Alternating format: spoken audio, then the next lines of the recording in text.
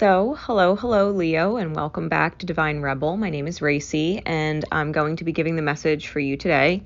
This is for Leo suns and those with significant Leo placements in their chart. So if you know what house that Leo rules and what planets are in there, you can gain some, maybe, specific insights into a certain area of your life.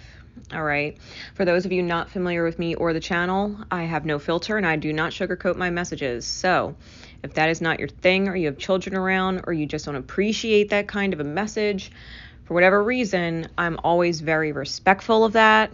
And I give you the opportunity to sign off now. Okay? Otherwise, Leo energy, we are going to be getting into this for November. Now, these readings, the second half of the zodiac that I'm doing, being late in the month, the hindsight is what is going to serve you the most. Hindsight's 2020. So Spirit opens up the reading. And I could already tell, Leo, that this has probably been a headache of a month for you. Just the energy that I'm feeling and picking up on outside of the cards. Your guidance or affirmation from Spirit is divine peace and harmony surround me and dwell in me. I feel tolerance, compassion, and love for all people, myself included. You've probably been dealing extra hard with people not in alignment with the way you think or perceive, that react differently than you or not as you would have hoped. This is a reminder to be at peace. Be at peace with people who aren't necessarily at peace with themselves or their own beliefs, and they're still figuring shit out. Okay, with Archangel Raziel, the Archangel of Magic and Clairvoyance, you are seeing clearly. Okay, you're seeing clearly where other people are off in their own vibration. You see it. You see what they're creating. If they're creating a hellscape for themselves, you know. And I think the biggest problem maybe is that your heart is so big. You've been trying to help save people from themselves, and they just don't want to be saved. The reason being, there's just a whole lot going on in the cosmos, especially with Volcanus retrograding in Leo, that people are being reclusive and steering away from anything that would fortify their magic. Okay, yourself included. Needing or feeling the need to recluse, and kind of re-empower yourself. Okay. As we get into the weeks, now, when I finished shuffling the clarifying cards, I noticed that 2 cards on the bottom were flipped backwards, and they were the Magician and the 3 of Cups. So you could be very aware of a third party, particularly a Gemini or someone with significant Gemini placements in their chart. But I'm leaning towards a Gemini. All right. It could be a Virgo with the Magician. It could be a Virgo. I was just very strongly getting Gemini. So you might be dealing with a third party situation in regards to your dynamic with someone else. Okay. There's a third party in regards to you and someone else, someone in between. And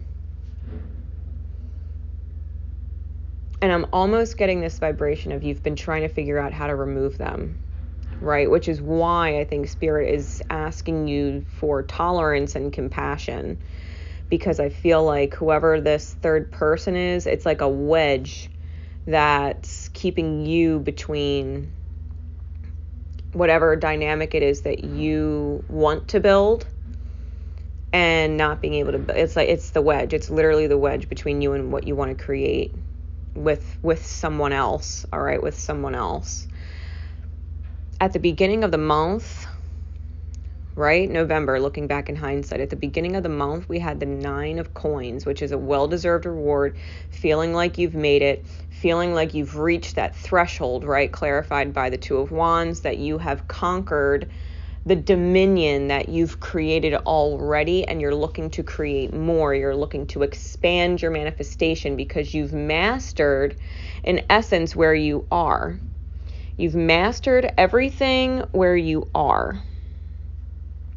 You want more.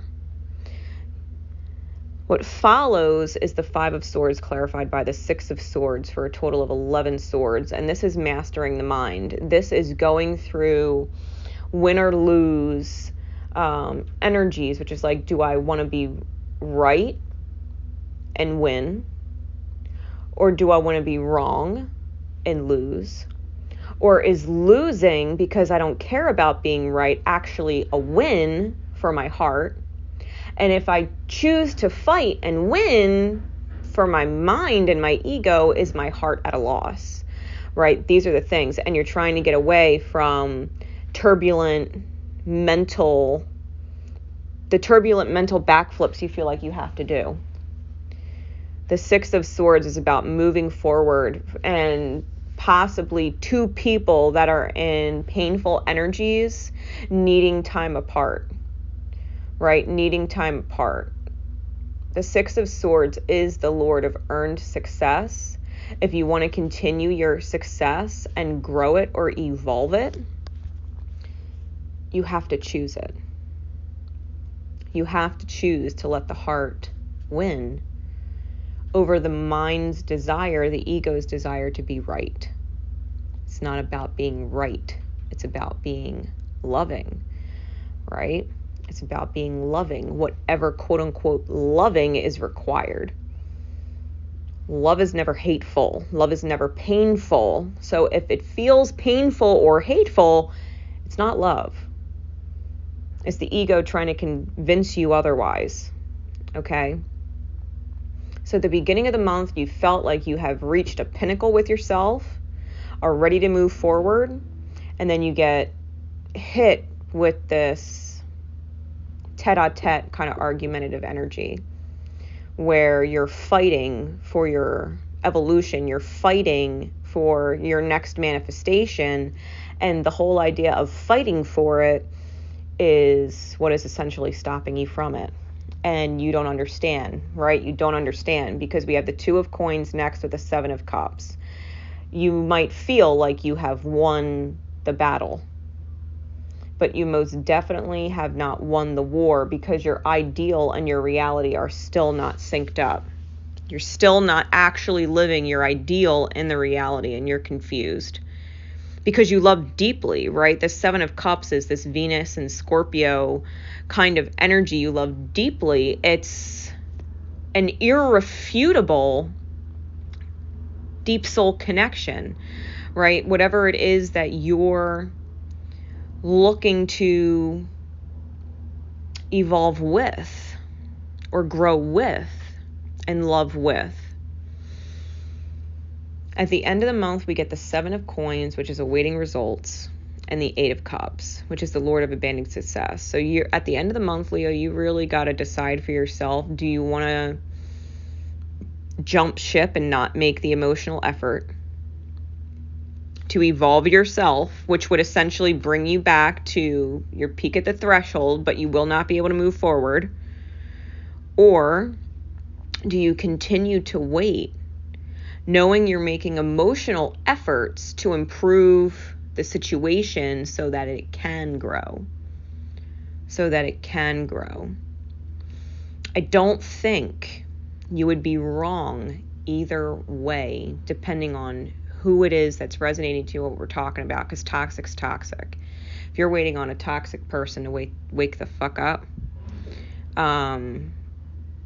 you're probably better off just loving them from a distance and letting them heal, right? If there's nothing you could do to pull them out of it, nothing you could say that would make them change their perception of what's necessary, what's not necessary, what's a priority, what's not a priority, like whoever's not in sync with you, I think there's a real major part of you that does need to accept that they are just not on your level right now. They are not ready right now. They are not a vibrational match.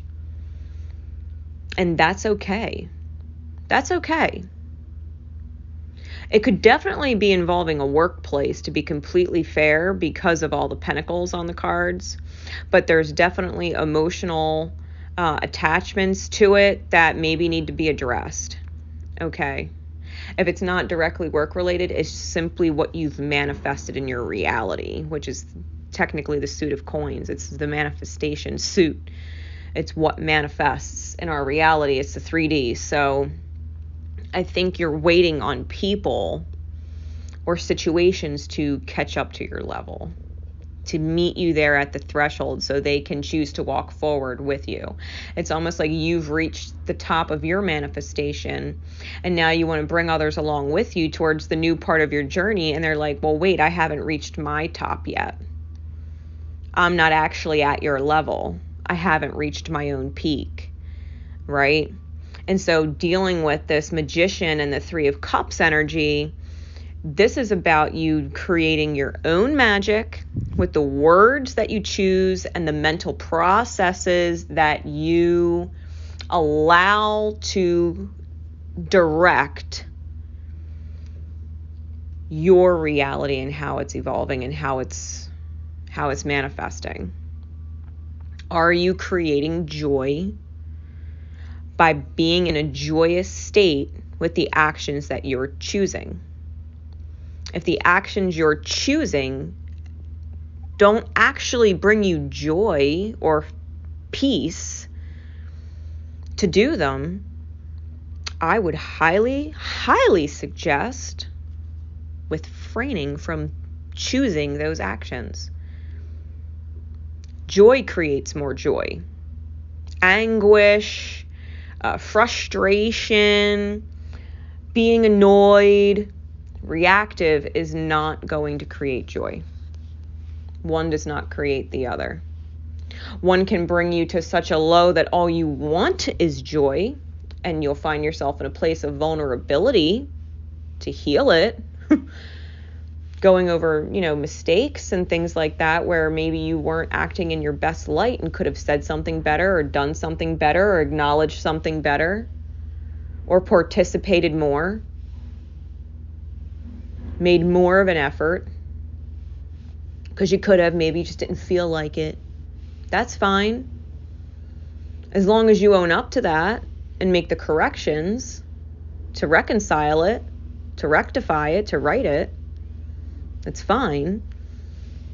It's healthy to admit our own shortcomings and apologize to people, whether we feel in our ego if they deserve it or not, because between us and us, we either made the right choice or we didn't, and it's up to us to own it. Is this where you abandon ship, or is this where you make the effort? It's like go all or go home. You have to commit. There's no such thing as being indecisive and having indecision work out the best. You have to commit to something. Commit to being in 100% for the long run, or commit to being out and let it the fuck go permanently. Let it go. Try simultaneously doing both. Give a shit. Commit 100% to building whatever it is you're building, and 100% detach from giving a fuck how it's going to work, and let it go. Trust that it will. You're just going to be in your best light. You're just going to show your best heart's strength. You can be compassionate, and you can be tolerant, and you can be understanding, and you can be loving to anybody. It's like the Selena Gomez song, Kill 'Em With Kindness. Just kill 'em with kindness. Be so fucking kind and so fucking nice and understanding and considerate while having healthy boundaries. So we're not a doormat. But the ability to not snap at others for being flawed is probably the most valuable gift that you will learn in this life. The ability to not snap and roar, allowing the ego to roar at others who are quote unquote flawed, wounded, have, soul scars a mile deep. It's fine. You can love and tolerate and hold compassion for everyone and not let it set you off into your shadow. You don't have to become a recluse waiting to explode like a ticking time bomb. You'd be like, you know what? They're just not on my level. They just don't get it, which is fine. I'm at my level. I'm going to continue doing me at my level. I'm going to feel high on life. I'm going to be bright. I'm going to let my heart shine. They're not going to take that from me, and they're not going to take it from anybody else I give it to. They're not going to stop my heart from being big. I'm going to cross this threshold with or without them. I'm going to keep moving and love them when they're ready to show up and be on my level. The love never stops. You see, you love them when they're around. You love them when they're not around. You love them when they come back around. Your love doesn't stop. And that's the big issue that I think you're dealing with in the beginning of the month, fighting the ideas or the thoughts that would have you abandon the actual size of your heart. Like, nah, this heart's tainted. It can't love anybody through anything. Nah, this heart's tainted. It can't fucking roar its fucking lungs out and make progress. No way. You got to tell, like, those thoughts to literally just fuck off. If it's going to disturb your peace, it's too costly. The price is too high. To go to a place where you are unsettled, upset, frustrated, the cost is too high. Your peace is not the price you want to pay for being right. Let someone figure it out. You just keep your heart big. Don't worry about the third parties. I have a feeling that whatever the interference is, Spirit's going to handle it. Spirit will fucking handle them. And it will remove any stress it's putting on your dynamic with whoever it is that you are star-crossed with. Whether it's a romantic partner, children, family, friends, it doesn't matter. Universe will fucking figure it out. You got that toxic motherfucker at work? Don't worry. The universe will figure it out. Trust. They'll be transferred or go to a different job. Get laid off. Who knows? Maybe they'll have to take a 2-week quarantine and you'll be free of them for 2 weeks. Just remember, you are seeing clearly. Your soul magic is powerful as shit. Your heart is powerful as shit. And you just have to be able to move forward on your own path and make the emotional effort that allows others to follow. That they can follow you and join up with you when they're ready. Okay? So, I hope this helps, especially in hindsight for you, Leo, for the month of November.